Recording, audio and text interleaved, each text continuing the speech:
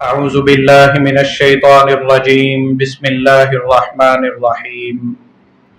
قال الله تبارك وتعالى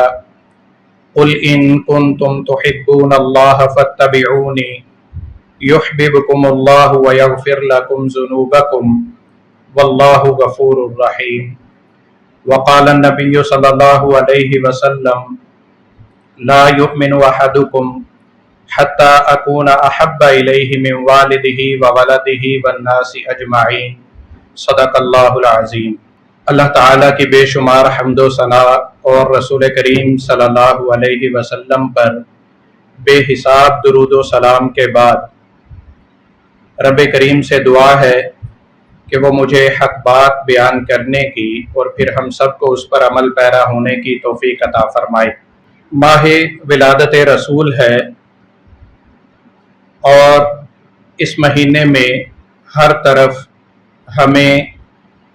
جشن کے سما نظر آتے ہیں۔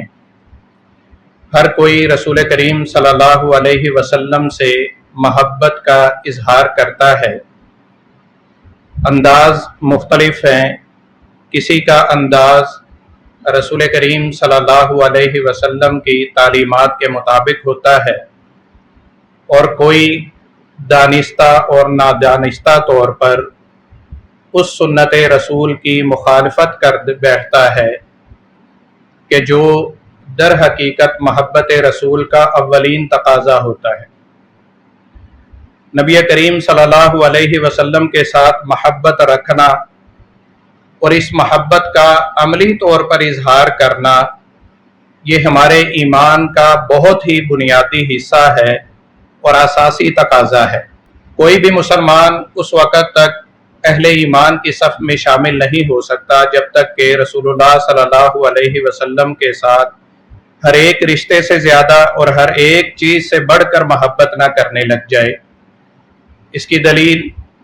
صحیح بخاری کی وہ روایت ہے کہ رسول کریم صلی اللہ علیہ وسلم سیدنا عمر رضی اللہ عنہ کے ساتھ جا رہے تھے تو سیدنا عمر رضی اللہ عنہ نے محبت کی وارفتگی کے عالم میں عرض کیا کہ اللہ کے رسول مجھے آپ سے بہت زیادہ محبت ہے، الا من نفسی، اتنی زیادہ محبت ہے کہ بس میری جان ہی باقی رہ جاتی ہے، میری ذات ہی باقی رہ جاتی ہے،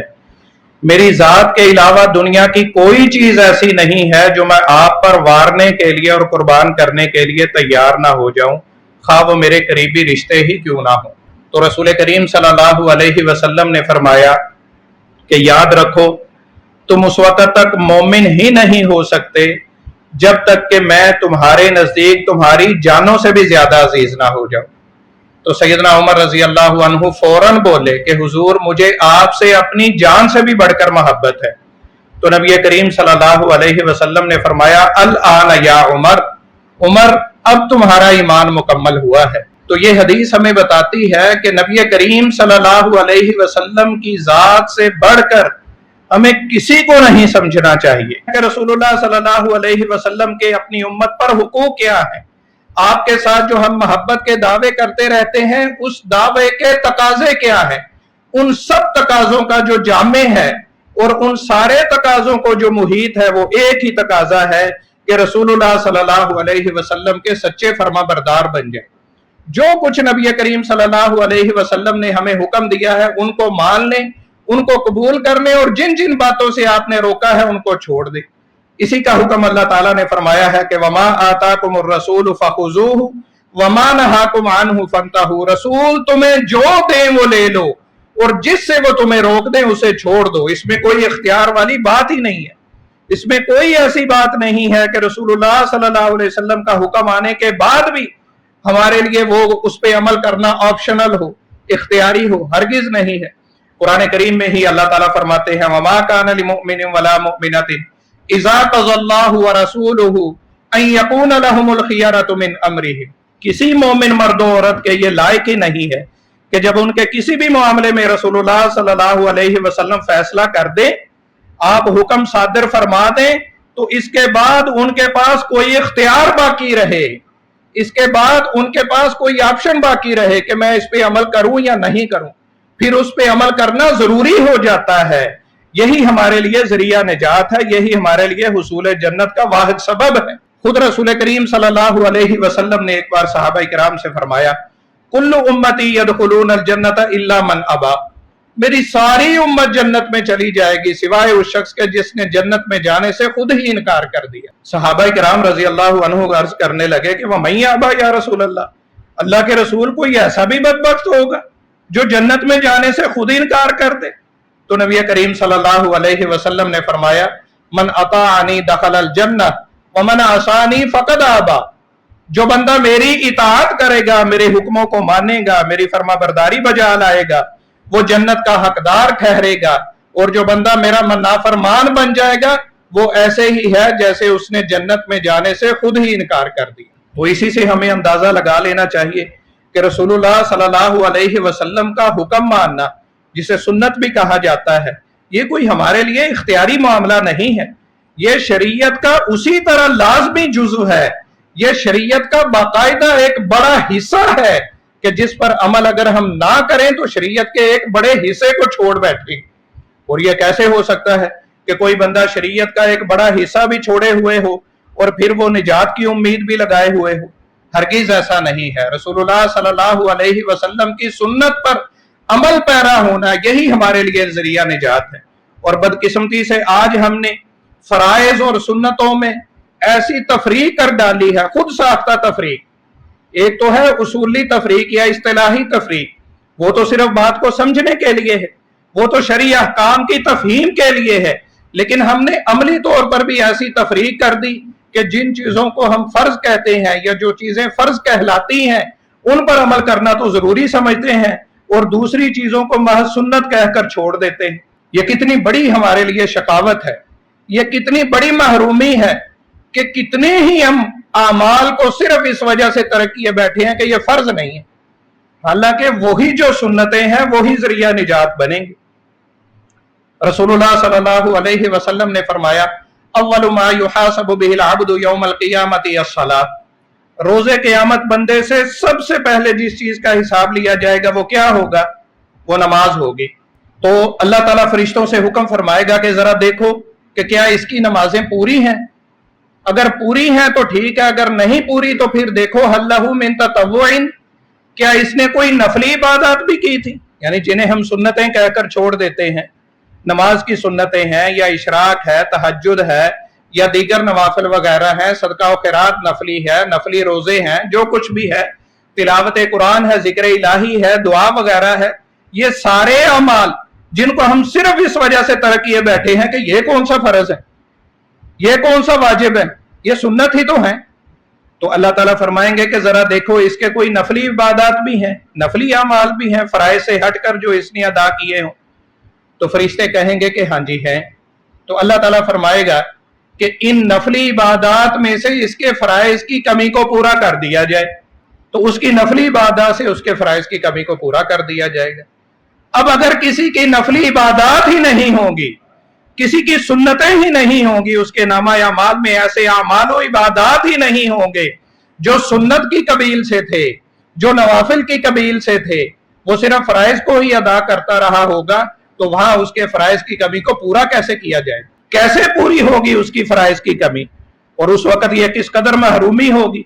کہ بندے کے پاس سنتیں ہی ایسی نہیں ہیں کہ جن سے اس کے فرائض کی کمی کو پورا کر دیا جائے۔ اور رسول اللہ صلی اللہ علیہ وسلم نے فرمایا، اسی معیار پر، اسی بنیاد پر اس کے سارے عملوں کا حساب لیا جائے گا، یعنی روزے دیکھے جائیں گے، اگر فرض روزے کم نکلے تو اس کے نفلی روزوں سے کمی کو پورا کر دیا جائے گا،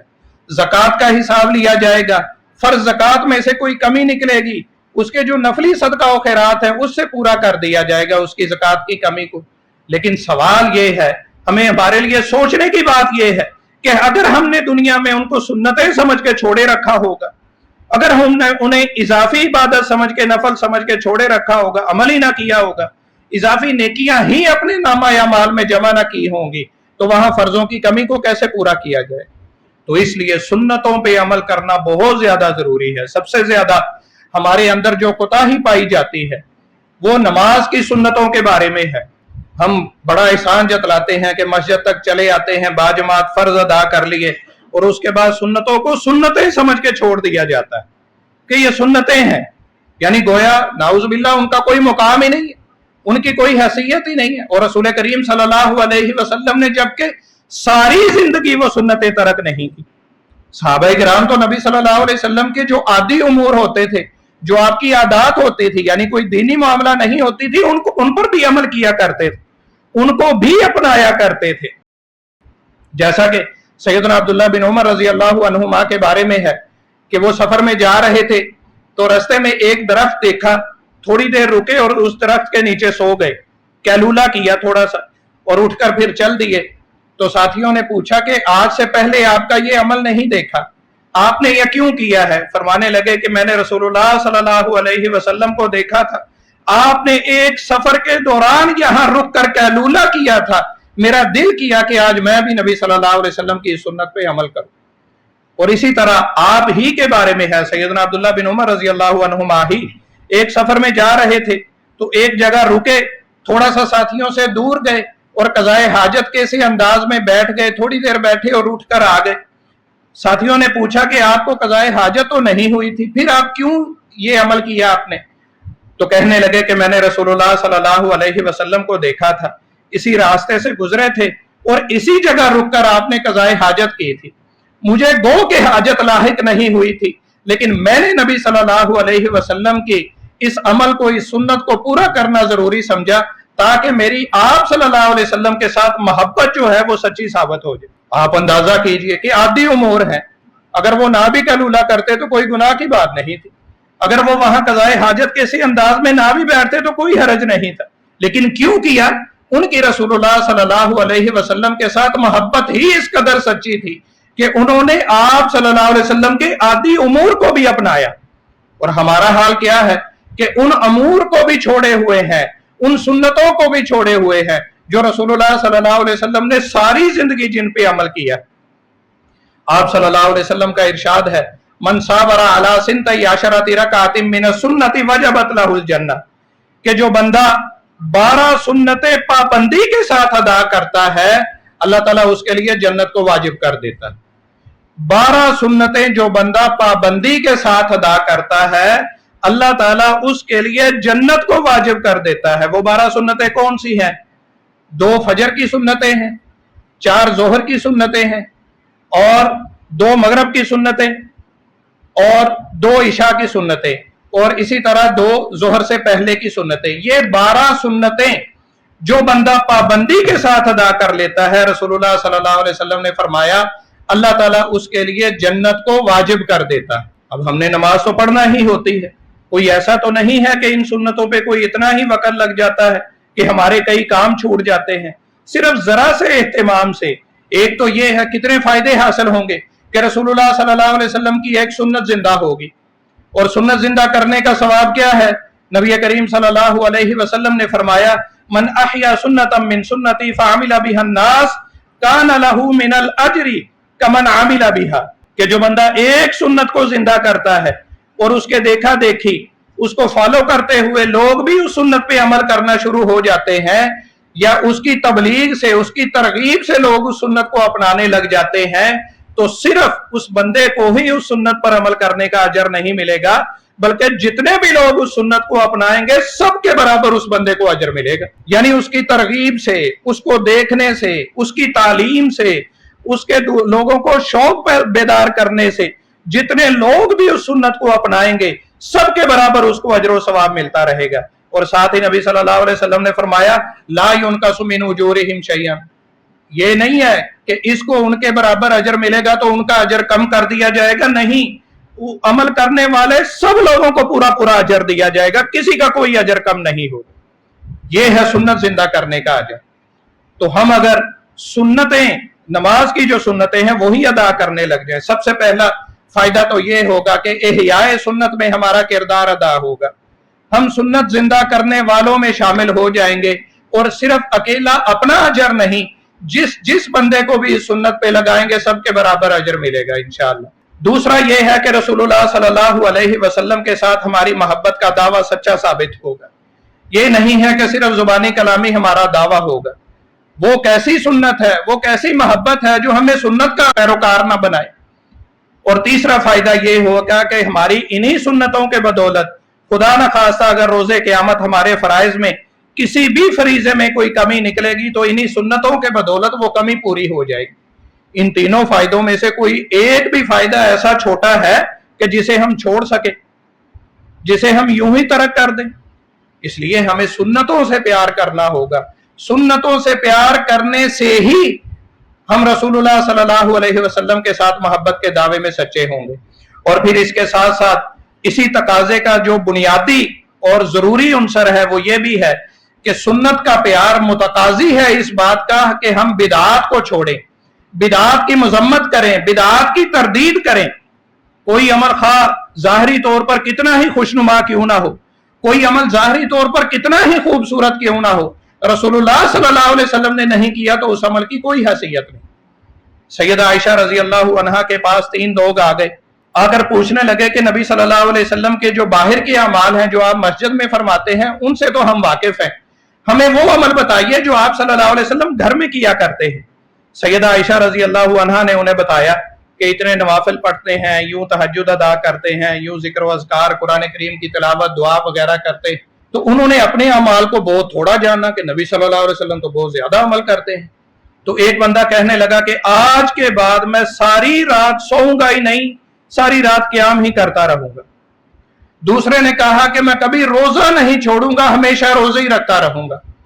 तीसरे ने कहा कि मैं अपनी सारी जिंदगी अल्लाह की इबादत और रियाजत के लिए वक्फ कर दूंगा, कभी शादी ही नहीं करूंगा। अभी ये दावे करके वो पलटे ही थे कि रसूलुल्लाह सल्लल्लाहु अलैहि वसल्लम तशरीफ ले आए।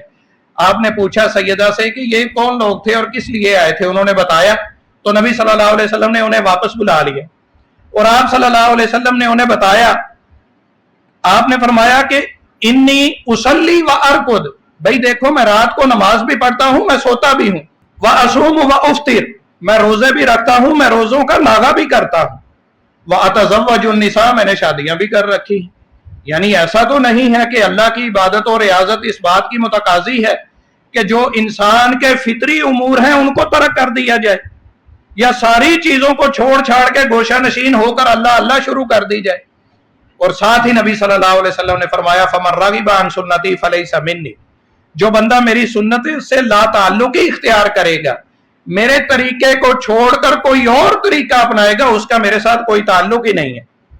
हाफिज इब्ने हजर रहमहुल्लाह ने फलैसा मिन्नी के कई माने बयान किए हैं और उन्होंने कहा है कि जो राजे है वो ये है कि लैसा अला तरीकती, ऐसा बंदा मेरे तरीके पे ही नहीं है। जो बंदा नेक अमल तो करता है लेकिन इस अंदाज से करता है कि मैंने वैसे नहीं किया, हाँ वो नेक अमल ही हो। अब उन्होंने ये छोटे दावे किए थे, यानी सारी जिंदगी को इबादत और रियाजत के लिए वक्फ कर देना, रोजाना रोजे रखना, सारी सारी रात जाग कर क़यामुल लैल करना, नमाजें तहज्जुद अदा करना, ये कोई छोटे अमाल तो नहीं थे। लेकिन नबी सल्लल्लाहु अलैहि वसल्लम के यहाँ मकबूल नहीं ठहरे। क्यों? इसलिए कि सुन्नत के मुताबिक नहीं थे। तो आप सल्लल्लाहु अलैहि वसल्लम ने फरमाया, जो बंदा मेरी सुन्नत को छोड़ेगा, मेरे तरीके को छोड़कर कोई और तरीका इख्तियार करेगा, उसका मेरे साथ कोई ताल्लुक ही नहीं। जब रसूलुल्लाह सल्लल्लाहु अलैहि वसल्लम के साथ हमारा ताल्लुक ही कायम ना रहा, आपने हमें अपने तरीके पर कायम ना रहने का अगर इंदिया दे दिया, तो हमारी वो इबादतें और रियाजतें अल्लाह के यहाँ मकबूल हो सकती हैं? सवाल ही पैदा नहीं होता। तो इसलिए मोहब्बत रसूल मुतकाजी है कि हम आप सल्लल्लाहु अलैहि वसल्लम की सुन्नतों पर अमल करें, और आप सल्लल्लाहु अलैहि वसल्लम की सुन्नत पर अमल करना इस बात का मुतकाजी है कि हम बिदात की तरदीद करें, बिदतों को छोड़ें। रसूलुल्लाह सल्लल्लाहु अलैहि वसल्लम ने वाज़े तौर पर फरमाया कि रोजे क़यामत ऐसे लोग आएंगे कि जिनके आज़ाए वुजू जो हैं वो चमक रहे होंगे, यानी वुजू में वो अपने जिस्म के जिन आज़ा को धोया करते थे वो चमक रहे होंगे। ये मेरी उम्मत की निशानी होगी, जिस निशानी से मैं उन्हें पहचान लूंगा तो मैं दूर से ही पहचान के खुश हो जाऊंगा कि मेरे उम्मत ही आ रहे। मैं हौज पे खड़ा होऊंगा, हौज के प्यालों से उन्हें हौज़े कौसर पिलाना होगा, लेकिन जो ही वो करीब आएंगे उनके और मेरे दरमियान रुकावट खड़ी कर दी जाएगी। मैं फरिश्तों से कहूंगा कि मेरे उम्मती हैं, इन्हें आगे आने दीजिए, तो फरिश्ते कहेंगे कि नहीं, हाउलाइल्लज़ीना बद्दलू दीनहुम बअदक, ये वो लोग हैं जिन्होंने आपके बाद आपके दीन को ही बदल डाला था। तो रसूल करीम सल्लल्लाहु अलैहि वसल्लम क्या फरमाएंगे? सुहकन सुहकन लिमन गय्यर बादी, ایسے لوگوں کو مجھ سے دور لے جاؤ جنہوں نے میرے بعد میرے دین کو بدل ڈالا۔ دین تو رسول کریم صلی اللہ علیہ وسلم مکمل دے کے گئے، باقاعدہ خطبہ حجۃ الوداع کے موقع پر الیوم اکملت لکم دینکم کی آیت فرمائی کہ آج اللہ تعالیٰ نے تمہارا دین مکمل کر دیا، پھر ہمیں ایسی کون سی ضرورت پیش آ جاتی ہے، کون سا ایسا عمل باقی رہ گیا ہے جو آپ صلی اللہ علیہ وسلم نے نہیں کیا اور ہم سمجھتے ہیں کہ ہم وہ عمل کر کے اللہ کے زیادہ مقرب بن جائیں گے، ہم وہ عمل کر کے اللہ کے زیادہ محبوب بن جائیں گے اور رسول اللہ صلی اللہ علیہ وسلم کے محبت کے زیادہ سچے دعوے دار بن جائیں گے۔ سوال ہی پیدا نہیں ہوتا، یہ ممکن ہی نہیں ہے۔ ہم خواہ عمل تھوڑا کر لیں لیکن سنت کے مطابق کریں تو ہی رسول اللہ صلی اللہ علیہ وسلم کے ہاں وہ محبوب ٹھہرے گا اور اللہ کے ہاں مقبول ٹھہرے گا۔ یہی محبت رسول کا بنیادی تقاضا ہے، اور صحابہ کرام اس بات پر اس کا بہت زیادہ عمل کیا کرتے تھے، لحاظ رکھا کرتے تھے، اہتمام کیا کرتے تھے کہ جو ہی نبی کریم صلی اللہ علیہ وسلم کی طرف سے کوئی حکم ہوتا، آپ صلی اللہ علیہ وسلم کی طرف سے کسی کام سے منع کیا گیا ہوتا تو فوراً اس پر عمل پیرا ہوتے، کوئی وقفہ نہیں کرتے تھے، کوئی سوچنے نہیں لگ جاتے تھے، کوئی یہ نہیں کہتے تھے کہ ابھی گنجائش نہیں ہے، جب گنجائش ہوگی تو عمل کریں گے۔ رسول اللہ صلی اللہ علیہ وسلم نے ایک بار سونے کی انگوٹھی بنا لی تو وہ پہننے لگے، صحابہ نے بھی آپ صلی اللہ علیہ وسلم کا عمل دیکھ کر سونے کی انگوٹھیاں بنا لی۔ بعد میں حکم آیا کہ سونا مردوں کے لیے حرام ہے تو رسول اللہ صلی اللہ علیہ وسلم نے انگوٹھی اتار کر پھینک دی، تو صحابہ کرام نے صرف آپ کا عمل دیکھ کر بغیر کوئی سوال کیے اپنی انگوٹھیاں اتار کر پھینک دی، یعنی کوئی نہیں دیکھا کہ سونے کی انگوٹھی ہے، مالی نقصان ہو جائے گا، خسارہ ہو جائے گا، کسی کو دے دیں گے، گھر کسی ضرورت کے کام آ جائے گی۔ گو کہ رسول اللہ صلی اللہ علیہ وسلم سے بعض روایات میں ایسی بھی اجازتیں ہیں کہ جیسے کہ سیدنا عمر رضی اللہ عنہ نے ایک بار ایک بڑا زرق برق جبہ پہنا ہوا تھا تو نبی صلی اللہ علیہ وسلم نے اس کو ناپسند نہ کیا، لیکن ساتھ یہ بھی فرما دیا کہ تمہارا جو فلاں رشتہ دار ہے وہ مشرک ہے، اس کو دے دو، مشرک کے لیے جائز ہے۔ یعنی چیز کو ضائع کرنا تو آپ صلی اللہ علیہ وسلم بھی پسند نہیں فرماتے تھے، لیکن صحابہ کرام کے سنت پر اور آپ صلی اللہ علیہ وسلم کے عمل کو دیکھ کر اس پر عمل پیرا ہونے کا جذبہ ہی اس قدر ہوتا تھا کہ فوراً عمل کیا کرتے تھے۔ سیدنا عبداللہ بن مسعود رضی اللہ عنہ ایک بار مسجد میں داخل ہوئے، ابھی جوتے نہیں اتارے تھے تو رسول اللہ صلی اللہ علیہ وسلم خطبہ ارشاد فرما رہے تھے، آپ نے کچھ لوگوں کو کھڑے دیکھا، آپ نے ان کو مخاطب ہوتے ہوئے فرمایا کہ اجلسو، بیٹھ جاؤ، تو سیدنا عبداللہ بن مسعود رضی اللہ عنہ نے ابھی جوتے نہیں اتارے تھے تو وہیں بیٹھ گئے جوتوں والی جگہ پہ ہی۔ تو رسول اللہ صلی اللہ علیہ وسلم نے فرمایا تعالی یا ابن مسعود، ابن مسعود تم آگے آ جاؤ، تمہیں نہیں کہا تھا، میں نے تو ان کو کہا تھا۔ تو سیدنا عبداللہ بن مسعود رضی اللہ عنہ کہنے لگے کہ حضور آپ کا حکم سنا تو میں نے وہیں بیٹھنا مناسب سمجھا کہ کہیں ایسا نہ ہو کہ ایک قدم بھی بڑھاؤں تو آپ کی نافرمانی سرزد ہو جائے۔ صحابہ کرام تو اس حد تک رسول اللہ صلی اللہ علیہ وسلم کے حکم کی بجاوری کیا کرتے تھے۔ اور اسی طرح سیدنا عبداللہ بن مسعود رضی اللہ عنہ ہی بیان کرتے ہیں کہ میں ایک بار اپنے غلام کو مار رہا تھا تو مجھے پیچھے سے آواز آئی کہ اتق اللہ یا ابن مسعود، کہ اے ابن مسعود اللہ سے ڈر جاؤ۔ وہ کہتے ہیں کہ میں نے فوراً پلٹ کر دیکھا تو وہ رسول اللہ صلی اللہ علیہ وسلم تھے، تو میں ڈر گیا کہ رسول اللہ صلی اللہ علیہ وسلم نے اتنے بڑے الفاظ کہہ دیے ہیں، اس کا مطلب ہے میں نے کوئی بہت ہی گناہ کا عمل کر لیا ہے۔ تو فوراً گویا ہوئے ہوا حر لوجہ اللہ، اے اللہ کے رسول یہ غلام اللہ کی رضا کے لیے میں ابھی آزاد کرتا ہوں۔ تو نبی صلی اللہ علیہ وسلم نے فرمایا لو لم تفعل ھذا للفحتک النار، میں دیکھ رہا تھا کہ اگر تم اسے آزاد نہ کرتے تو جہنم کی آگ تمہیں اپنی لپیٹ میں لے لیتی۔ یعنی اس حد تک رسول اللہ صلی اللہ علیہ وسلم اپنے صحابہ کی تربیت بھی فرمایا کرتے تھے اور صحابہ بھی نبی صلی اللہ علیہ وسلم کے حکم پر فوری عمل کیا کرتے تھے۔ اب دیکھیں کہ نبی صلی اللہ علیہ وسلم نے تو یہ کہا تھا کہ اللہ سے ڈر جاؤ ابن مسعود، کہ اسے مارو نہیں، تو انہوں نے فوراً غلام کو آزاد کر دیا، حالانکہ غلام انسان کی زیر ملکیت ہوتا تھا۔ تو ہماری زبان اور ہاتھ سے آج آزاد لوگ تنگ ہیں، رسول اللہ صلی اللہ علیہ وسلم کے فرامین کی دھجیاں اڑا رہے ہیں۔ پڑوسیوں کے بارے میں نبی صلی اللہ علیہ وسلم نے فرمایا تم میں سے کوئی اس وقت تک مومن نہیں ہو سکتا جب تک کہ اپنے پڑوسی کو تکلیف پہنچاتا ہو، تکلیف پہنچانے والا مومن نہیں ہو سکتا۔ اور رشتہ داروں کے بارے میں فرمایا لا يدخل الجنت قاطع، رشتہ داروں سے تعلق توڑنے والا جنت میں داخل نہیں ہوگا۔ اور اسی طرح والدین کے نافرمان کو کبیرہ گناہ کا مرتکب قرار دیا ہے. لیکن اس کے باوجود یہ سارے فرامین ہمیں ہمارے علم میں ہونے کے باوجود ہم سے آزاد لوگ ہی تنگ ہے. رسول اللہ صلی اللہ علیہ وسلم کے صحابہ تو اپنے غلاموں کو بھی اذیت نہیں پہنچایا کرتے تھے کہ رسول اللہ اس سے ناراض ہو جاتے ہیں. تو ہمارا عمل کیا ہے؟ ہمارا نبی صلی اللہ علیہ وسلم کے ساتھ محبت کا دعویٰ اسی وقت سچا ثابت ہوگا جب ہم آپ صلی اللہ علیہ وسلم کی باتوں پر عمل پیرا ہوں گے. اللہ تعالیٰ سے دعا ہے کہ وہ ہمیں رسول اللہ صلی اللہ علیہ وسلم کے قول و فعل کو اپنانے کی توفیق عطا فرمائے. وآخر دعوانا ان الحمد للہ رب العالمین.